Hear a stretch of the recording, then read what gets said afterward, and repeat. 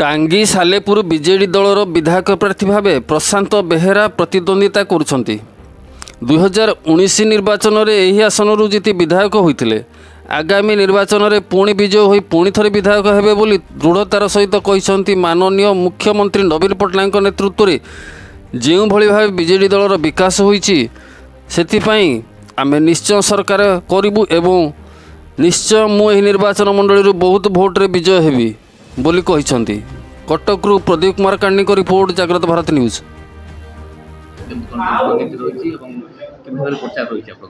देखो माननीय मुख्यमंत्री आम दल राज्य सभापति आम प्रिय नेता नवीन पट्टनायक आशीर्वाद रे टांगी सालेपुर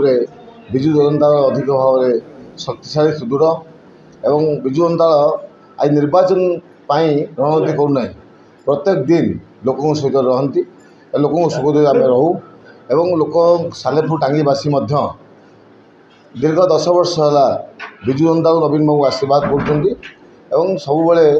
जिते निर्वाचन पंचायत निर्वाचन कथा कहतु साधारण निर्वाचन कथा कहतु सब टांगी सालेपुरवासी आमको आशीर्वाद समर्थन कर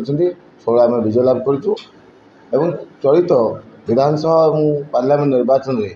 आम दल को टांगी सालेपुरवासी मत और सांसद को माननीय मुख्यमंत्री आशीर्वाद करेंगे निश्चित भाव में बृहत व्यवधान विजय लाभ करेंगे। नवीन पट्टनायक बिजुली मागणा घोषणा कर निश्चिंत भाव में माननीय मुख्यमंत्री को मो साधुवाद जनवी कृतज्ञता आम निर्वाचन जो इलेक्शन मैनिफेस्टो स्थान दिखाई निर्वाचन इस्ताहार स्थान पाई निश्चिंत भाव में स्वागत योग्य साधुवाद धन्यवाद आम गरीब लोक मैंने विशेष भाव उपकृत हे आज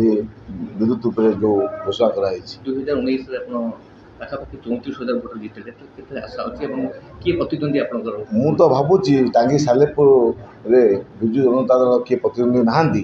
आम एकपक्षीय भाव निर्वाचन विजय लाभ करूँ और निश्चिंत भाव में टांगी सालेपुर से नवीन बाबू को विजु जनता दल को भल पाते और निश्चित भाव में आमको अधिक अधिक भोट विजय लाभ करेंगे। चलचित्र अभिनेता प्रभाव पड़े किसी प्रभाव ना टांगी सालेपुर कौन अभिनेतार प्रभाव ना यदि टांगी सालेपुर नवीन पट्टनायक विजु जनता दल शंकरचिन्ह प्रशांत बेहेरा अंशुमान निश्चित भाव में आशीर्वाद करेंगे। धन्यवाद।